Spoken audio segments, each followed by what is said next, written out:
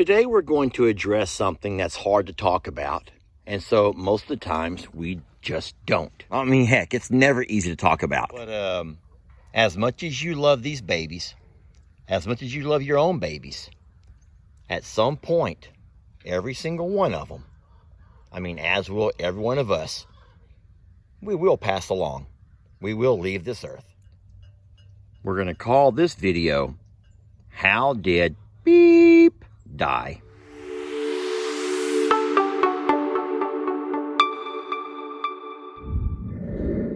Hey folks, Lester here, and today I am once again wearing my teacher hat because I'm going to explain a couple of things to you instead of your typical funny, crazy, outlandish farm animal video. We're going to talk about something a little bit more solemn and something that's quite uncomfortable to talk about. So we are really blessed to have folks who follow the page and are I'm going to call them very devout followers of the page, so much so that they begin to notice almost immediately if some of the animals are not in particular videos. And when they see that an animal has not been seen in a succession of videos, they begin to reach out and ask us, hey, where's so-and-so? What's going on with so-and-so? And many times, if we feel like we can, we will address it. We will simply address it. But it's easier for us to address things in a video form one time instead of having to repeat that same reply to an email or reply to a comment multiple times. So folks, today I thought I would take a video opportunity to not so much talk about each and every single one of the babies that have passed since coming here to the sanctuary, because just starting this list, I realized that I'm not going to have enough space on one dry erase board without having to make my font a whole lot smaller. So instead, I thought I would just erase all of this and talk about the hows do so-and-so die. So folks, animals are a whole lot like humans when it comes to life and death. And the quality of life you give an animal greatly determines how long they can actually live. The food, their diet, the safety, all of those things make a huge difference in deciding on how long an animal lives its life. But what you have to always remember that as a sanctuary, our babies don't come here at the beginning of their life. Most of our babies come here after being rescued from a really, sometimes bad situation, one that many times leaves them already ill. So I'm going to put over here on the board, the number one cause of death of most of our babies is illness.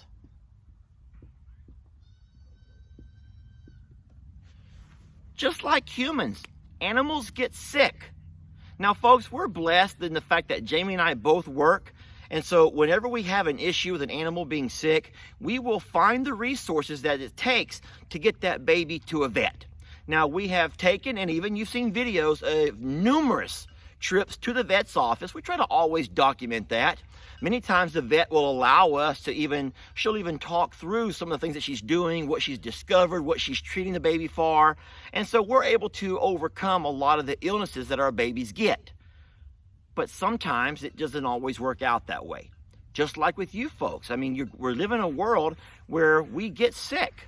And many times you can, hopefully, if you catch it soon enough and you get medicated with the right medications, you can overcome that.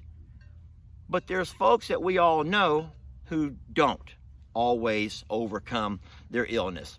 And so I would say the number one cause of death for our babies, for the ones who we've lost since coming to the sanctuary, would be illness. Now, I want to remind you, many of these babies come to us already with old age. They come to us already with underlying health conditions. And all of those take a huge factor. We're a sanctuary. We accept animals into our home to live out their lives, knowing darn well that most of them don't have a long, long life to live. The number two cause of death for our babies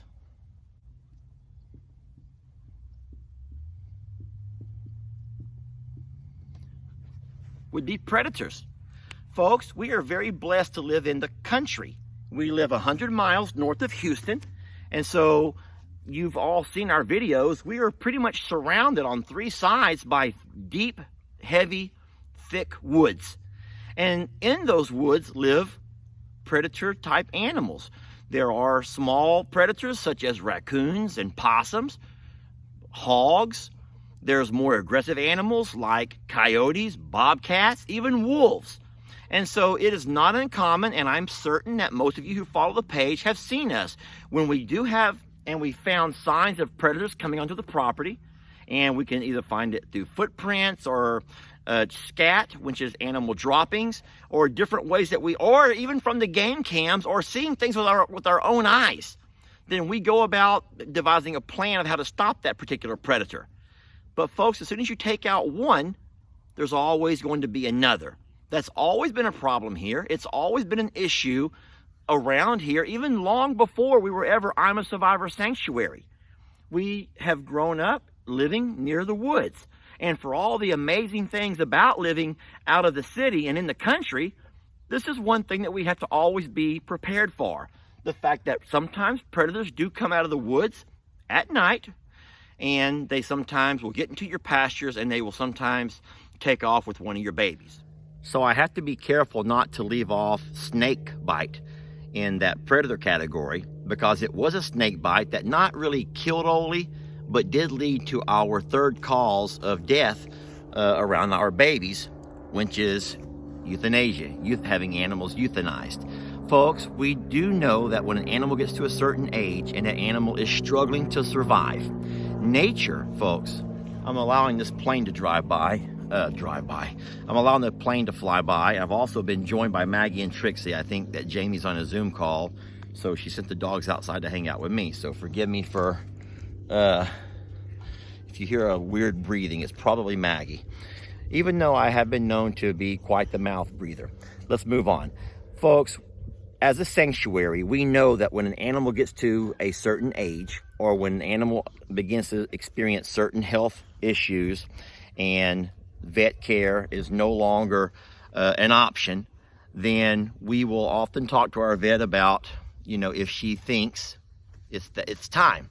And if the vet she always asks us, what's the animal's behavior like? And there's one thing that always determines if that animal is ready to go. If that animal stops eating, and if that animal loses its will to live, then at that point we feel like it's the most humane thing to do to assist and aid that animal in that process of ending its life on this earth and moving on. Crossing that rainbow bridge, as a lot of folks like to say, which just sounds beautiful. And yes, we have had multiple animals on the farm here get to that point. Some have been so sick that we've opted to go that route. Some have been at that age. Old Nanny Goat, if you remember Old Nanny Goat, which is Huck's mother, just old. And even though these are the main 3 causes of death around our sanctuary and our farm, folks, don't forget that there's other ways animals can die, the same way there's so many ways that us humans will eventually meet our fate. What I want to point out, though, I'm going to turn the camera around and draw attention to this, so give me a second. So the only exception to this statement right over here is what we talked about in yesterday's video, about how it was one of the baby donkeys that trampled and killed baby Betty. But for the most part, our babies do not kill each other. We do not allow animals that have a bad chemistry to live here. We don't. We're not going to have that.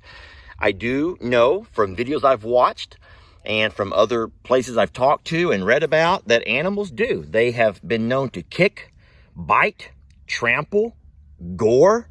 They fall on, they step on, they crush, they pin. Chickens will peck. Things will scratch. Horses can buck off. Goats can ram and butt.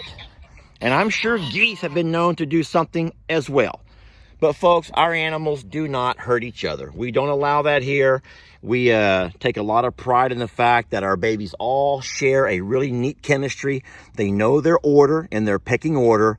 And for the most part, we don't have to worry about them hurting each other while we're gone or when we're not around to watch. I think on the contrary, we have animals that love, and we also have animals who protect one another. And there's no greater example of that than what we sometimes joke about, Granny Annie. She is the godmother here. She is the protector. She keeps a vigilant eye out for anything that comes near these babies, and she will protect them to her death. Nothing's going to come in this pasture, folks, without Annie at least making an attempt to put a stop to it. I guess if I had a say so, and the folks who follow the page, you would just realize that all of the babies that come to the sanctuary are special to us. They all matter. While they're here, they're all going to be loved. They're all going to get the best care that we can give them. They're going to have all their basic needs met and then some. And every one of them, from all of the feathered babies to the fur babies to the bigs out back, they know that they matter. They know that they matter. And that when that day does come, they won't be forgotten. And I kind of think that that's all any of us can hope for. And Jamie and I are very blessed to live this lifestyle. And we love these babies.